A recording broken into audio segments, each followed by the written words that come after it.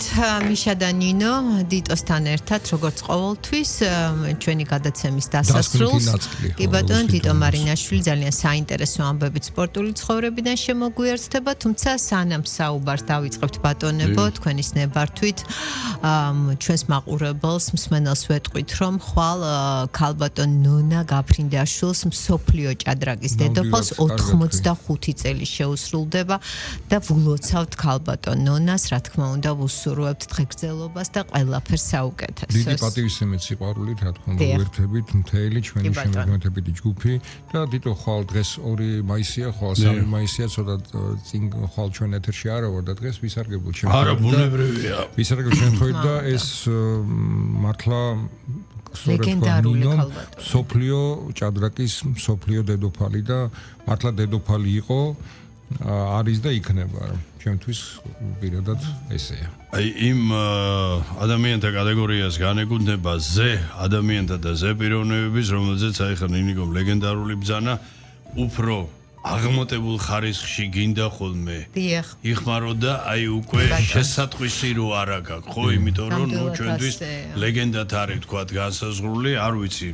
აი რა შეიძლება ითქვა სანამ უშუალოდ მის ცხოვრებას გადავავლებ თვალს და არაერთგზის, იმიტომ რომ ის მეტად სამაგალითოა. თაობიდან თაობები ხუმრობა საქმე როდია სრულდება უკვე 8 ათეული წელი, რაც ქალბატონი ნონა საჭადრაკო დაფასთან ზის. 8 ათეული. მეორე მსოფლიო ომის დაწყების წინ. დიტო ერთგვარი ეტალონიც არის ბოდიში გაგაწყვეტინებ აი ნონა თავისი მიღწევებით რომ აი კვარას ხუმრობით ძალიან ბევრი უკვე ფეხბურთის ნონა გაფრინდაშვილს ეძახის. ნუ რაღაცა ხო ხდები რისი თქმა მინდა რომ ეტალონია უკვე წარმატების და სრულყოფილების. ნუ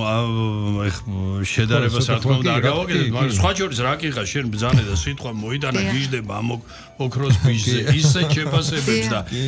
არა მარტო წმინდა ეროვნული კუთხი და აი როგორც აი თქვათ აი შვილიშვილის მიმართ რო გაქვს არა აი თვითონ პროფესიული კუთხით ისეთ ნიუანსებით ისეთ იმიტომ რომ ქალბატონი ნონა ხო ფეხბურთის რო უხსოვარი დროიდან დიდი ტრფიალი გულშემატკივარზე მეტი და თვითონ ამასაც ვიტყვით რა გადაცემის მსვლელობისას მე თვითონაც ეხსენებ და არა მოდი რა შეიძლება ითქვას აი ამ დიდებულ ზე ადამიანზე იცი შეიძლება აი ორი სიტყვით აი პორტრეტისთვის რო წარმომძღვარო ეს არის ფოლადისაგან შექმნილი კლდე, რომელიც ქართველთა ძლევამოსილების და წარმატების მარადიულ სიმბოლოდ არის ქცეული და არ ვამბობთ ხოლმე მარტო ხატოვნად და ტყუილად, რომ ქალბატონი ნონას სახი ჩათვალე, რომ ეს არის ერთი აი ქვეყანა, რომელიც რაღაცა გაყენებული, განზოგადებული და მას სწორედ უდიდესი წვლილი მიუძღვის, რომ დღეს ჩვენი გარკვეული ნიშა გვიკავია მსოფლიო საზოგადოებაში. და ჯერ კიდევ აი სწორედ რატო მე მაინც რაღაც მღრნის ხოლმე სწორედ ის ისეთი 78 წელი, როდესაც მოუხდა ქალბატონ ნონას ტიტულის დათმობა, რომ რაღაც სხვა პროპაგანდისტული უფრო ზევიდან აი ის ჯურღმულების საბჭოური მანქანა იყო, იმიტომ რომ ხას უსვავ ერთგარემოებას. ნონას ძალიან დიდი რიდი ჰქონდათ რუსებს ოდითგანვე. ძალიან დიდი რიდი, მაგრამ მაინც გულის სიღრმეში ღრნიდა თავარი რამ, რომ ეს იყო ფაქტიურად ერთადერთი სპორტსმენი ალბათ, ნუ ერთადერთი თუ არა უიშვიათესი, რომელსაც მთელი კარიერის მანძილზე რუსებმა საჯაროდ სიტყვა სავეცკაია, ანუ საბჭოთა ვერ ათქმევინეს. აი, ამხელა რაღაც. მოდი ახლა დაუბრუნდეთ ნონას. მოკლედ, გავირბინოთ უცებ, ხო აი ეს თითქოს ეს 8 ათეული წელი, აი როგორ განვითარდა მოვლენები, ისეთ ხო, თვითონ მართალია იმერული წარმომავლობის ქალბატონი, იმიტომ რომ ეხა გაფრინდაშვილები, ეხა ჭიათურლები არიან, მაგრამ ნუ ზუგდიდშია დაბადებული, დედა გრიგოლიას ქალი ცხონებული ქალბატონი ვერა და ისიც აღნიშნოთ, რომ მე ბევრჯერ მithქვავს ეს თვითონ უკვე საკმაოდ მოგვიანებით გააჟღერა, რომ მას დედმამიშვილები ხო 6-ნი იყვნენ, 5 ძმა, ერთი, რომ ყველა ძმა იმერლობდა და ქალბატონი ნონა მეგრელობდა. არა, როცა ეკითხე, სულ ღიმილი დიურით აღნიშნოს ხოლმე. მე მეგრელები ვერო და ჩემი ძმები რო კითხო, იმერლები არიანო. და აი დაიწყო თვითონ ერთ-ერთი ძმის უშუალო ძალისხმებით 5 წლის ასაკში დაიწყო ჭადრაკთან ასე ვთქვათ ზიარება ნონას მოხდა და მერე დაიწყო ეს რაღაც ტრიუმფალური აღმასვლა. სულ იცი რიდით აღნიშნავ ხოლმე რომ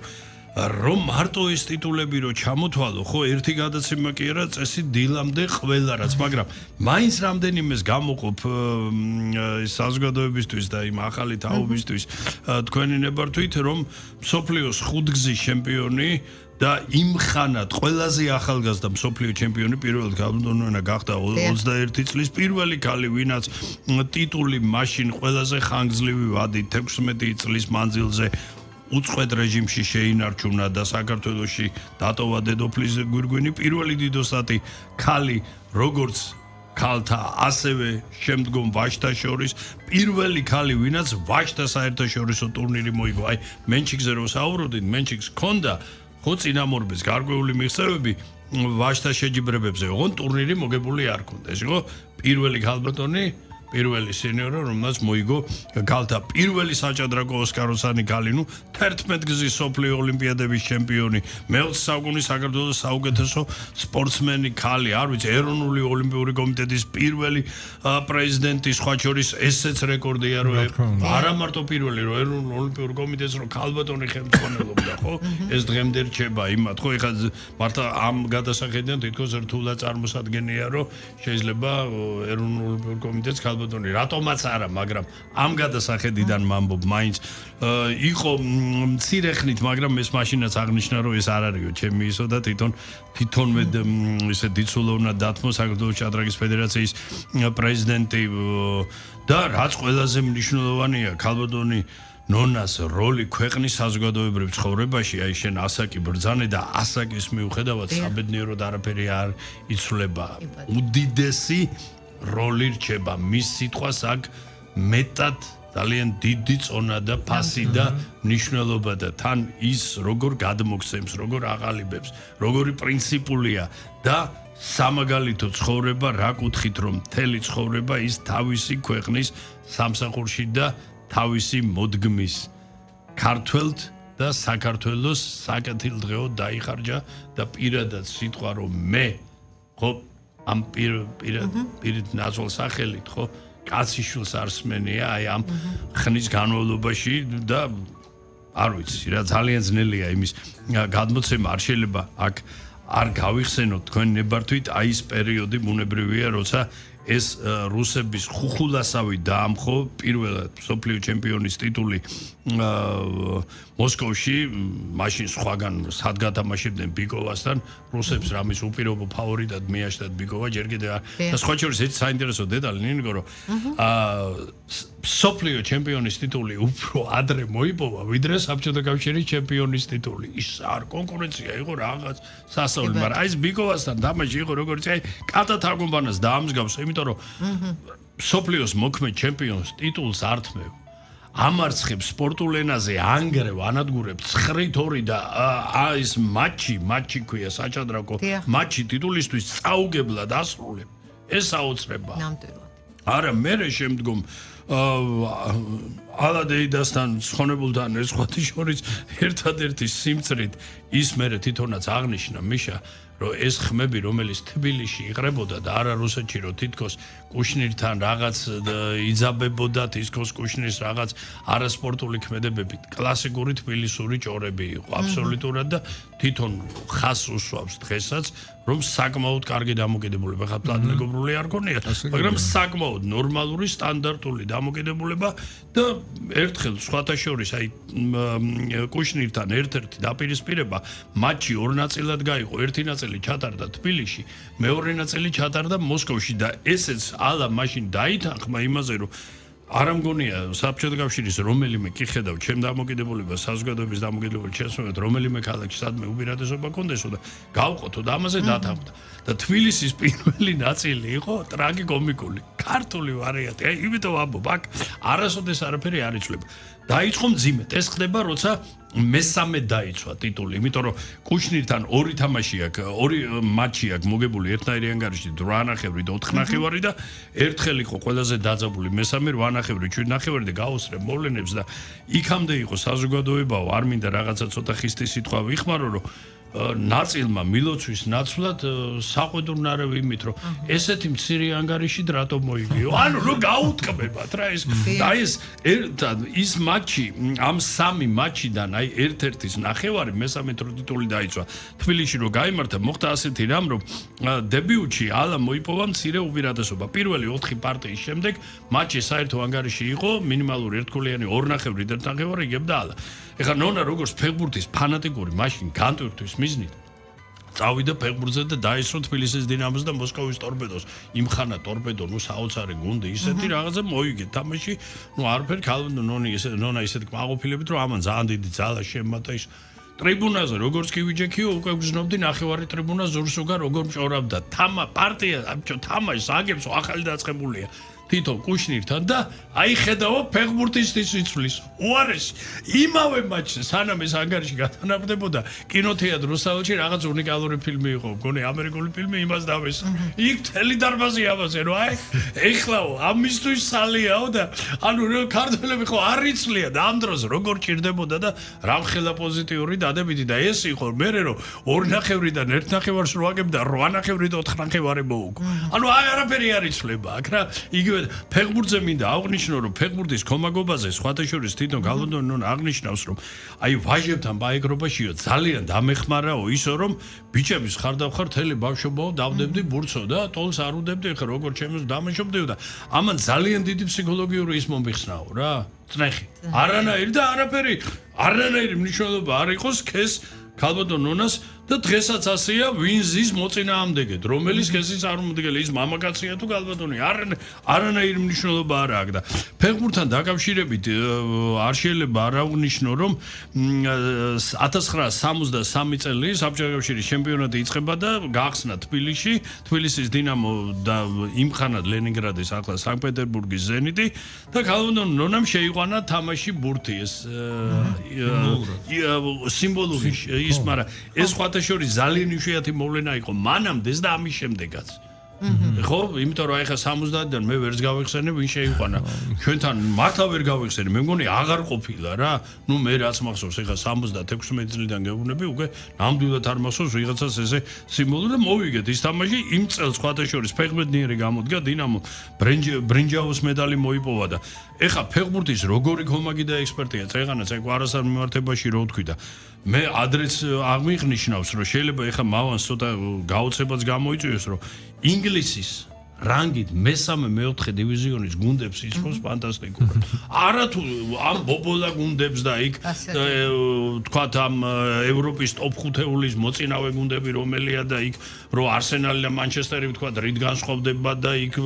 არ აქ მესამე-მეოთხე დივიზიონის გუნდი და პლეიოფს კიდე ნუ საუცხოდ ფლობდა კიას ნუ ეხა ასაგის ფაქტორიდან ეხა რა თქმა უნდა და ბილიარდის არ ვიცი საერთოდ საქართველოში ამ დონეზე თუ ვინმე თამაშობდა კავშირის მასშტაბით ნუ ისეთი პარტიები აქვს მოგებული ბილიარდის და ისეთ ხალთან შენ ძალიან კარგად იცი ეს იყო საოცრება ხო მე დავუბრუნდეთ ეხა უშუალოდ გვირგვინს მე იყო ნანა ალექსანდრიასთან მატჩი ეს უკვე თბილისსა და ბიჭვინთაში და აქაც ანგარიში ცალ-ცალად 8.5 3.5 და აი დადგა 78 წელი სადაც მაიასთან ეს მატჩი მე რა თქმა უნდა ამის ბუნებრივია ძალიან ბევრი ბურუსით მოცული ძალიან ბევრი კითხვა-პასუხ გაუცემელი მხოლოდ აღნიშნავ რაც ოფიციალურად ითქვა და რასაც ჩემთვის თავარი რა არის და მეთაქვე რასაც თვითონ ქალბატონი ნონა ადასტურებს და ამბობს რომ იმიტომ რომ ძალიან დიდი მithქმა-მოთქმა იყო ამ მატჩის ირგვლივ ძალიან დიდი აი პირადად ხოჭირს ადრე რაღაცები ამიგრძალა როცა ესე კერძო საუბარში რომ აი ეს საკითხებსო საერთოდ არ ჩემთან საერთოდ არ ილაპარაკ რა თქმა უნდა აუფლება მაგ და დუმა მაგრამ აი სამსვლელო შტაბი სადაც როგორ შეიძლება ყველა პარტიაში მაშინ როგორ არის სამსვლელო შტაბი გიმზადებს დებიუტს მით უმეტეს როცა თეთრი ფიგურები და დებიუტი შენი ანუ შენ მიყავს და შენ და როცა დებიუტიდან იყო სულ უარყოფითი პოზიციით გამოსვლა. ეს დამთხევა არ იყო. შეიძლება ერთხელ სადღაც შესდება, რა ამ დონეზე ის ერთიც არ არსებობს. მაგრამ ქრონიკულად მერე ხახვის ფურცლებივით ამ სამსვლელო შტაბიდან ყველა გაქრა სხვადასხვა მიზეზის გამო. ზოგმა პირობითად ვამბობ, ეხა აღარ ჩავგვარდები, ზოგმა კბილი აიდგია, ზოგმა რა აიდგია. შემორჩა ერთადერთი აივარ გიბსლისი. ლატვიელი დიდოსტატი იყო და იქაც არ ვიყავი დარწმუნებული, რომ გიბსლისი რამდენად იყო, ასე ვთქვათ, ბოლომდე ერთგული ქალბატონ ნონას მიმართ. ეს ყველაფერი დარჩა ბურუსით. მე კიდე ერთხელ უსვავ ხაზს და ეს ჩემი პირადი სუბიექტური აზრი არ არის, თორემ რომ რა თქმა უნდა მაია ყველა ვარიანტი გახდებოდა მსოფლიო ჩემპიონი. ეს გარდაუვალი იყო. მაგრამ უშუალოდ ამ თამაში რომ არა ეს გარემოებები. აი დათმობდა თუ არა ტიტულს ქალბატონო, ანუ იძულებული მოუწევდა თუ არა უფრო სწორედ ტიტულთან გაშორება. ეს ყველაფერი არის ბურუსი და მე ერთი რამ ყარაჩემილია გითხრათ რომ ძალიან ბევრი ამ კულუარულთან დაკავშირებით ყოველ შემთხვევაში საჯაროდ არასოდეს არც საჯაროდ და არც ახლო გარემოცვაში მე ხა ოჯახის წევრებს არ გულისხმობ ალბათ გამოკლებით არ საუბრობს ქალბატონი ნონა და საერთოდ გაგონებაც კი არ სურს რა აი ასეთი ვითარება ქალბატონ ნონასთან ჩვენ ნონა წერენწევნასთან დაკავშირებით როცა ასე სულ აი ესე ძალიან დიდი სიტყვა სხვა შორის რამდენიმე თაობა მიმართავს ხოლმე რა ესე ნუ სულ პატარებ მაინც მე ქალბატონ ნონა ესენი უფრო წერენწევნა და აი ხვალ ძალიან კარგი ღონისძიება ტარდება და მინდა აი ვისა ჭადრაკთან და მარტო შეიძლება ჭადრაკი საერთოდ არ იცოდე ადამიანო მაგრამ ეს დიდებული ქალბატონი კიდევ ერთხელ მოვეფერო დავაფასოთ მერწმუნე ძალიან დიდ თვითონ აქტიურად შეიძლება ხვალ თვითონ პირადად არ ითამაშოს მის იუბილისადმი მიძღვნილი საკმაოდ წარმომადგენლობითი საერთაშორისო ტურნირია სადაც მონაწილეები განისაზღვრა ტიტულების მიხედვით ახ აი ესე ვიღაცას მოუნდა და გავით ახ მე და ბიშა როცა ხოდა სასტუმრო ბილთმორში სერიოზული შემადგენლობა იყრის თავს ტარდება როგორც გაერთიანებული ქვია არ უწოდებენ ღია ტურნირი ქვია სადაც ვაჟსა და ვაჟები და ქალები ერთად და ცალკე ქალთა პარალელურად ცალკე ქალთა ტარდება ბლიჩი ბატონო ღია არის ხო ღია გაერთიანებულია და ნუ ცალკე პარალელურად ქალთა ბლიჩი ანუ ელვისებურ ჭადრაკში რაც სანახაობრივად კიდევ უფრო მიმზიდევს ხის მოთამაშისთვის რამდენად ის გითხრათ იმიტომ რომ ეს როგორც მინი ფეხბურთი და დიდი ფეხბურთი ისეთი განსხვავება მაგრამ ეხა სანახაობრივად საათნახევრიანი პარტია ორივეზე და 3 საათს უყურებდა კიდე დამატებითი სვლების პირობითა კლასიკურ პარტიას და ეხა ბლიცზე საუბარია 5 წუთიანი 5 წუთია პარტიაზე გამოყოფილია საკონტროლო დრო 5 წუთი სვლაზე 3 წამის დამატებით და აი ესე რა ფიგურები მერე ცვივა ორივე საიტნოტი გარდაუვალია ნინი გვაქვს და მერე ფიგურა როგორ არის ურწყავ ფიგურას სვლას კი ვერ აკეთებ აი როგორ არის აი ეს მე ასე წამი და აი როგე და პაკ და ეს ფიგურა შეიძლება გადამარა ის გეთვლება რა სულად რომ თავარია რომ მოასწრო დაფიქსირება რა აი ესე დიდებული ტურნირი გვაქვს რა ვიცი ნამდვილად და კიდე მივულოცოთ ხო და ხო და მე რითი მინდა დავამთავრო რომ არ ვიცი რა ღმერთო რა მარადეულია რა ქალბატონო არა იმიტომ რომ იცი აი რაც შექმნა ხო და აი თაობები აღიზარდა და გადაცა და დატოვა რომ იცი მე აი ასე ვიტყოდი რომ თუ ამის ნიშანწყალი მაინც უნდა კონდეს რომ ქართველად აღიზარდო ქართველად ჩამოყალიბდე და ქართველად იცხოვრო. რა ვიცი, ქება და დიდება და ორმესი მადლობა. ნუ სიამაყეა უკვე რაღაცა დროშასავით არის და რაღაცა მართლა ქართული იდენტობასაც არის. ძალიან დიდია და ხო არ მithქვავს და ეს ადამიანები უკვე ჩემ თავთან მომივიდა რაღაც ისე რომ რა თქმა უნდა ვახტანგ ქარსელაძე ეს გენიოსი რომელმაც შექმნა აი ეს ქართული საჭადრაკო დედოფლის არაგვირგვინი ტახტი სადაც უკვე შემდგომ დიდებული ჩვენი ქართველი მანანები და ნუ რა თქმა უნდა ძეამიშასაც მიხეილ შიშოვსაც საკმაოდ გამოცდილ კარგ სპეციალისტს რომელმაც წლების განმავლობაში იმუშავა შემდგომ რა თქმა უნდა ყვაც და ამaks ვერ დავუკარგავთ მადლობა ქალბატონონას და მადლობა დამაშხო მეთანხმები ნონას დრო აქ არასოდეს არ დამთავრდა. ხო, ნუ? კი ბატონო, კიდე მივულოცოთ საუკეთესო სურვილები. ჩვენ წინსწრებით წავედით, ანუ ხვალ არის ქალბატონ ნონას დაბადების და ეხა 2 დღით უკან დავრუნდით. 2 დღით უკან კი ბატონო. 30 აპრილს დაბადებიდან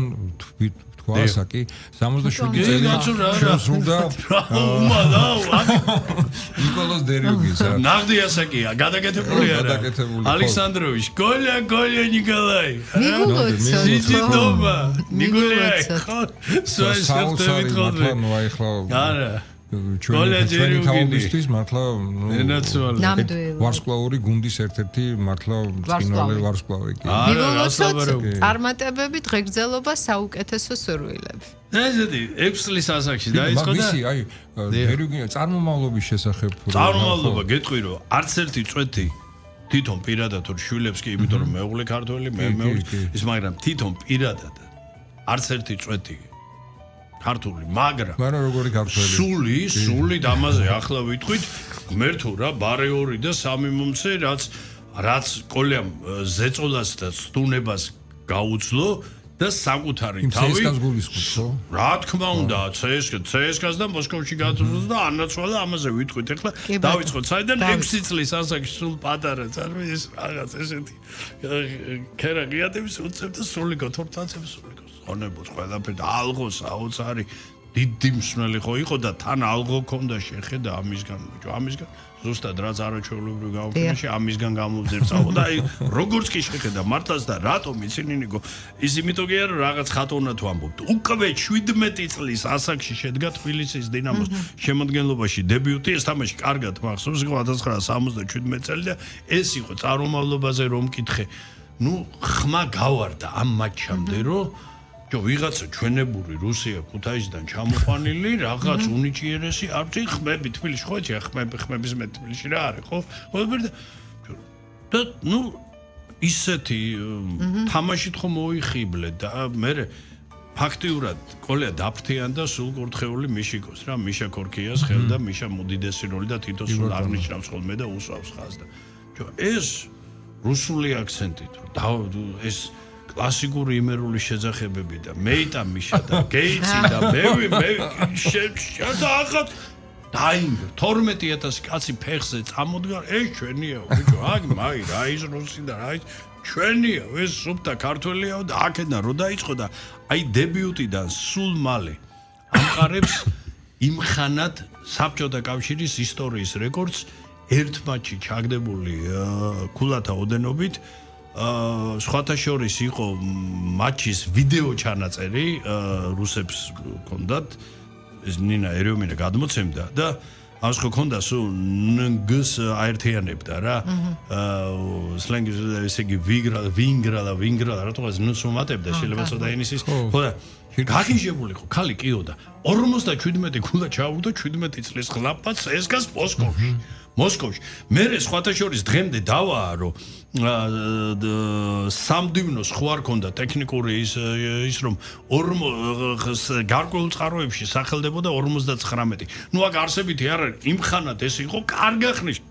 მანძილზე შერჩა ეს რეკორდი. ბევრს გონია რომ ბოლომდე შეჭა, არა ბოლომდე არა სხვა შორის და ეს რეკორდი მოხსნა სულკურთხეულმა ჩვენმა ძალიან მეგობარმა და იმან ანუ ეს იყო კიეველი გენერალი, გენერლას უწოდებდე, თვითონ გენერალი კი არ იყო ვიბითი. სანია სალნიკოვი 66 გულა ჩაგვიქდო. 66 გულა ჩაგვიქდო სასაული გაგვიკეთა რა, ნუ ხოც არ მოგიდგენია. საიდანაც ესურდა ყველაფერს ხრიდა რა, აბსოლუტურად ხო და კოლეას და აი ეხა მიშამ რა ზანა CSKA-ს დაკავშირებით მონებრივია აი ამ 57 ქულის შემდეგ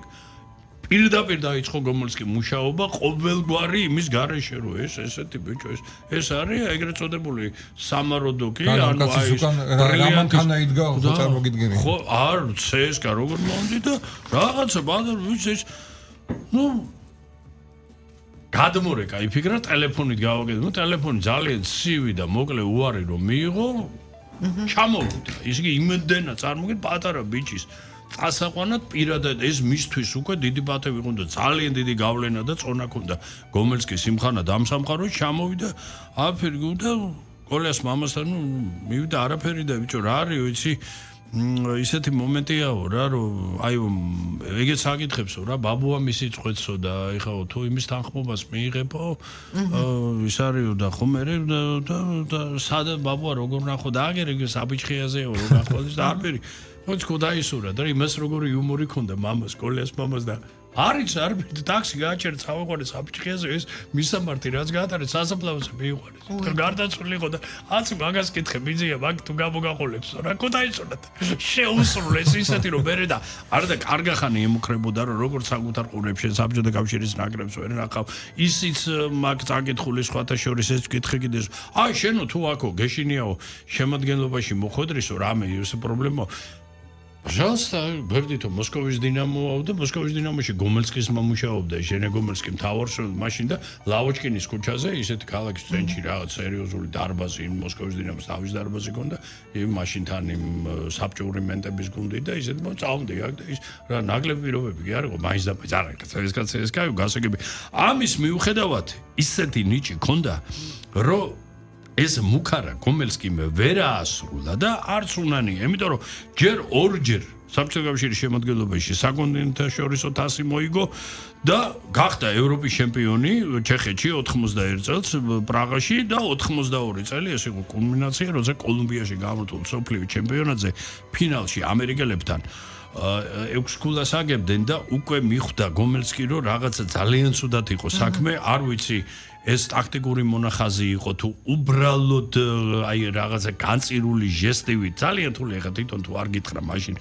მსმენელმა და გომელსკის ამის შესახებ არაფერი ეს რა თქმა უნდა თავის თავზე იწერებდა რომ აი მეო ყველაზე საჭირო და დროულ მომენტში ჩავრთე კოლია თამაში ზედი ძალიან მოკლე პერიოდში აიღო 8 ქულა ზედიზე და ამან გარდატეხა თამაში და დაძაბულ ბრძოლაში ერთგულიანი სხვაობით საბჭოთა კავშირის ნაკრებმა მოუგო ამერიკელებს და გახდნენ მსოფლიო ჩემპიონები. აი მე სამწუხაროდ აი ამ დიდი ტრიუმფს და ის მინდა აღნიშნო რომ მე 77 წელს დებიუტშიო იმ ხანად ქართულ კალათბურთში ძალიან დიდი კრიზისის პერიოდი იწყებოდა. ცხონებული სეკო ზურა საგანდელიძე უკვე წასული იყო. მიშა უმძიმესი ხერხემლის ტრამვით თამაშობდა და უკვე სრული დატვირთვით უჭირდა მიშიკოს უკვე თავისი იმის თაობაც უკვე იმ ოქროს თაობის შემდეგ ისე ეს ჯერ ის ეპოქაა რომ ჯერ კიდე დარსაძე და სანაძე არ არიან წამოსული ხო ახლა გვარებს ხო არ ჩამოთვლი ყველა ძალიან დიდი ნაწილი აღარ არის ცოცხალი უკეთესობილეს პიროვნებები ადამიანები მაგრამ ახლა დიდი კალათბურთელები სამწუხაროდ ნუ არა და აი ამ საკუთარ მხრებზე გაათრია და თან რა ხალხთან ნუ ეს ეხა ნუ საბონისთან და კოლიას ისინი შეგიძლია ბესტსელერი იყო და მეგობრობს თელი საბონისის და თავისი ოჯახებით მეგობრობენ ბიშთან მიმართებაში სერიოზული პატივიცა საბასმა თავის საკალათბურთო აკადემი ნუ ტკაჩენკო ბელასენის დუეტი შენ კარგად გახსოვს ასევე მეგობარია ტოლია მიშკინი ნუ არა კიდე რამდენი ბიჭო და მარტო კოლია ფაქტურად მარტო თამაშობს ნუ რეალურად კოლია შეიძლება უფრო 4 ნომერი იყოს სიტყვაზე ვიდრე 5 მაგრამ ორივეს ერთდროულად ორ ამპლუას ერთდროულად ითავსებს მოედანზე და დადგა 86 წელი მარცხენა მუხლის უმძიმესი ტრავმა და აქ ასეთი მაშინ იმ ხანად საბჭოეთში ამ დონის ოპერაცია სპორტსმენზე ვერ კეთდება ანუ რამდენი წელი 86-ში 5 წელი აღარ თამაშობდა ხო და ამის გამო და მაშინ ერთ-ერთ ხელმძღვანელს ხა გვარს ხო არ ვიტყვი და შენო უკვე 27 წლის ხარო და ეხა ამ ხელაფულის შადება შენში უარი უთხრეს 27 ოპერაცია 30 და იზოლებით ჩამოშორდა და დამოუკიდებლობის ხანაში 5 წლიანი პაუზის შემდეგ თავის მეგობარ იმ ხანად მოთამაშე მსმენელი იყო ჩვენ ნოძიკა ნოდარ ქორქია და კლუბი იყო ძალიან ლამაზი ესთეტიური კლუბი იყო თბილისი ერქვა საკალათბურთო კლუბი თბილისში დაბრუნდა და აი ეს ეროვნული ნაკრების პირველ ნაბიჯებში 95 წელს ევრობასკეტის შესარჩევში ნუ პოლონეთთან და დანიასთან თამაშები ჩაატარა და სალიფეხით თამაშობდა სალფეხზე იწეოდა ეს ფენ გათშული კოოპერაციის აი ეკითხე რა იმდენად დიდი იყო რა იმდენად დიდი იყო ენოცვალი და არ ვიცი ნუ კოლიამ მართლაც რა უდიდესი ეპოქა შექმნა მე სხვათა შორის აი ეს სალფეხა კაცი უკვე ასაკ შეპარებული 1994 წლის სეზონის ჩვენი საქართველოს ჩემპიონატის საუკეთესო კალათბურთელად დასახელდა. მაშინ ვითაში თამაშობდა. აი ეს ულამაზეს ლეგენდარული ვითარო იყო და ვითას წარმატებებში ძალიან დიდი წვლილი აქვს მიღებული. ბოლოს კარიერა 37 წლის ასაკში როგორ მომატებულმა სლოვაკო ფარმა ასეთი გუნდია სლოვაკეთის ჩემპიონატში მონაწილე იქ დაამთავრა. შვილი სამწუხაროდ იცი ძალიან ემედებოდა, მაგრამ რატომღაც მიუხედავად იმისა, რომ ყველა პირობა შეუქმნა საწყალს თვითონ ამის მიასეთი პირობა რო ქონოდა, რა ვიცი რა, NBA-ში ალბათ შეიძლება იმაში სიმბოლურ ხუთეულში მოხვედრილიყო, რაც ბიჭ შეუქმნა და ბიჭმა რაღაც რატომღაც რაღაც ისე ვერ განვითარდა, რომ არ ეხა მარტო საბუნის ძალისხმებით, მხარდაჭერით იმით ძალიან კარგი ძმა ყავს უმცროსი ვალენტინო ვალიკას ვეძახი ჩინაურები ვალიკ ჯერუგენ სხვა შორის და ვალიკა ჩვენ დაუნებურად დავთრგუნეთ იმიტომ რომ გალბურთელი იყო კი და რომ მოდი ეს ტრავმა შეუშალა ხელი და თბილისში ჩამოდიდა რომ ყველამ რომ გავიგეთ რა კოლიასმა ჩამოდის იგივე განცდა დაგვეუფდა და ხოჩი ქართული ხასიათი ველოდებით მეორე კოლიას და ამ დროს ეს როგორ თრგუნავს ხო ნუ ანუ სხვას ანუ იმ მოთამაშეს ვერ იღებ როგორიც მოდის და შენ იმ განცდებში ხარ რა ითხოვ რომ შენ ის უნდა და ნუ არაფერი სხვა შორის საკმაოდ კარგი ახლა ზუნარიანად ძალიან ისეთი უწესრიესი ადამიანი ქალთა საერთოდ ქალთა კალათბურთის განყოფილებას ედგა წლების განმავლობაში სათავეში ახლა ორივე ძმები საკმაოდ აქტიურად მონაწილეობენ ვეტერანთა აი ყველა ღონისძიებაზე და ვეტერანთა კავშირის ძალიან აქტიური წევრები არიან ღირსების ორდენის კავალერის სპორტის რაინდის სპორტის დამსახურებული ოსტატი აი მე იმედი მაქვს რომ აი რაც 2019-ში გაკეთდა ეგებ რა ვიცი ხა 3 წლის შემდეგაც უნდა გავაკეთოთ რა ეხა სამწუხაროდ იცი რაღაც ქართული კალათბურთი ამ ხრივაც იცი რაღაც ნამეტანი დაობლებული ყავს ძალიან ბევრი უდიდესი ნაწილი თან ადრეულ მათგან კიდე დიდი ნაწილი ადრეულ ასაკში წავიდა ამ ქვეყნიდან და 60 წლის იუბილეზე 2019-ში ჩატარდა მაშინ საქართველოს მოსკოვი ამხანაგური თამაში არა ხა მოსკოვი რო ხსენო ისინი ხო წარმოგიდგენია მე იმაზე ვამბობ რა სახსენებლებს და ბიჭო იმიტომ რომ ძალიან ბევრი მეგობარი ახლობელი ჩამოვიდა ძალიან დიდი ისეთი თბილი აურა იქნა შექმნილი მოუგეთ სხვა შორის 13 ქულა მოუგეთ თვითონაც მიიღო ბუნებრივია თამაში მონაწილეობა რამდენიმე ისეთი თავისი ბრუნიც გააკეთა ისეთი ბურთი ჩააგდო რომ კიდე მოწყვიტა ოვაცია ტრიბუნებს და აი რას ვამბობ იცი რომ ეგებ 3 წლის შემდეგ 70 წლის იუბილეზე მსგავსი თამაში რა ვიცი ნებისმიერი ნუ იქნება ეს და სხვა რომელიმე გუნდთან ჩავატაროთ ხო იმიტომ რომ ევროპა ძალიან კეთილ განწყობით არის ჩვენს მიმართ და მე მგონი ურიგოთ არ იქნება რა კოლია ნიკოლაი ის მოწოს ხოლმე ხო გიყვები ხოლმე ის და ის რომ მითხრა რომ ის ძალიან ძველი ის არის რა საბჭოური ეპოქის ის რომ ხო რაღაც განეროლდება სპასიბო ნახლიმნამაჟე ხო ვიციო ხო და მე რომ შენ მაგის თანამედროვე ინტერპრეტირება არის გაგზელება მეთქი რაო ну ძველ ამბავს ხო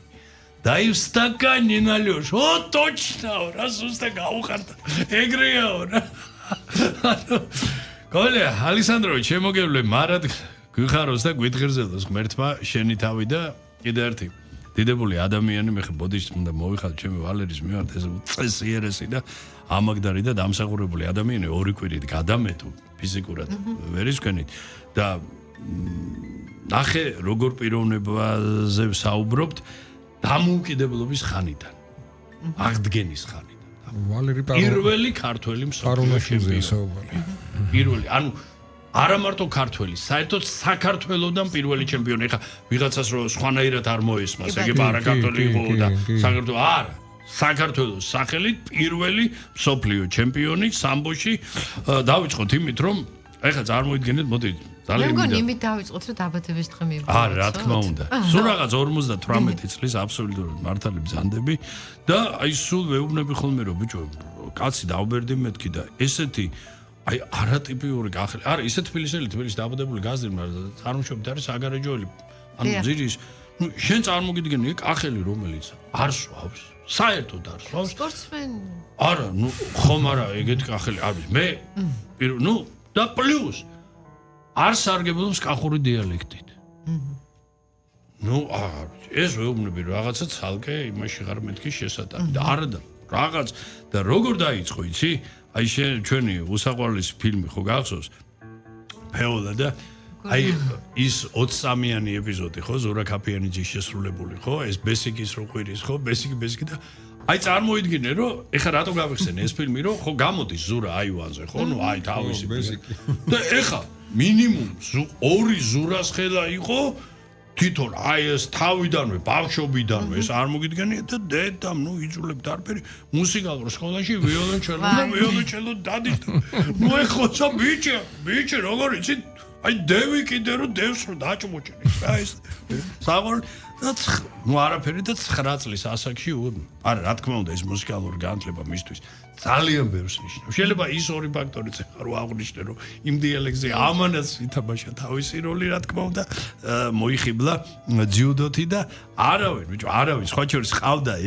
ერთადერთი მსვლელი მთელი კარიერა. არის იმ 9 წლის ასაკიდან მოყოლებული ეს იყო გიზიყელი კაცი ოთარ ნატროშვილი რომელიც აი თავიდან ბოლომდე მიყვა და მიუხედავად ნახე რა უმძიმეს ეპოქაში მოუწია ეს არის 80-იანის დასაწყის ისა ბოდიში მიწურული და 90-იანის დასაწყისში ანუ სადაც უკვე აი ყველაფერი ისე აღრეული რა პატრონი რა მსვლელი აქ ერთადერთი თავარი ამოცანა მაშინ რა იყო ცინიკო რომ რამენაირად მოახერხო შეძლო ფიზიკურად უმსხვილეს ფორუმზე ეს არის ევროპის ჩემპიონატი სოფლიო ჩემპიონატი გამგზავრება რომ ბევრი ქონდა მსგავსი ლაფსუსი რომ ფიზიკურად სპორტსმენები სათანადო თანხის უქონლობის გამო ვერც ბილეთს ყიდულობდნენ იქ სასწავლებო გინდა კვება გინდა ელემენტარულად ხო ნუ ეს გარუნა აი ეს თანხის უქონლობის გამოც კიდე რა მოხდა ეხა ძიუდოში აი ასეთი უიღბლობა ჩვენ გქონდა ამის შემდეგ რამდენიმე კიდე და ერთ-ერთი ოლიმპიადაზე რა ჩვენთვის აი რაღაც კაეშანის მონგრელია მოხდა რომ საბჭოთა კავშირის პრაქტიკულად ჩემპიონი იყო და იმხარად ესე იგი რუსებს ეს ხო ძიმე ზონაში გამოდიოდა ეს მინდა აღვნიშნო რომ ეს სერგეი კოსოროტოვი ყავდა ეს კოსოროტოვი მიშა ჯერ კიდე აი საბჭოური მის მერე აი ჯერ ის იყო რა იმ რუსების ეპოქის ბობოლიამენტი იყო მერე სერიოზული მერე სტრუქტურებიდან წავიდა ბიზნესში როგორც ხდება რა და ბიჭო კოსოროტოვი შეჭამა მიშა იგებს ვაზარის და იუკოს შეფასებით და რა მოხდა არ ეჯდა მწუთნელი რომ დაეძახა რომ რჩება თქვა იწება ხოლმე სნელის 15 10 დროს გითვლის იქიდან რომ გაიგონ და დროის საქმის მომენტი დაკარგა და 3 წამით ადრე მოყვა შებოჭვაზე თორე ისე გაათრევდა დროს ვიღაცას რომ დაიწყო რომ 15 20 10 აი უკვე საბჭოთა კავშირში მიუხედავად ამისა ასევე რამდენიმე ტიტული მოიპოვა საბჭოთა კავშირის თასი შემართა ძიუდოში და